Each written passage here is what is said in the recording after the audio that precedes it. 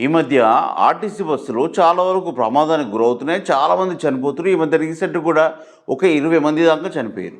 ఆ చనిపోయిన ప్రాణాలకి నష్టపరిహారం ఇస్తుర్రు కానీ అక్కడున్న ఆర్ఎండ్బి డిపార్ట్మెంట్ కానీ, లేకుంటే రవాణా శాఖ మంత్రి మీద కానీ, లేకుంటే ఆర్టీసీ అధికారుల మీద కానీ, లేక ఎమ్మెల్యే మీద కానీ, లేకుంటే కలెక్టర్ మీద కానీ ఎలాంటి సస్పెండ్ కానీ ఎలాంటి చర్యలు తీసుకోరు ఎందుకు?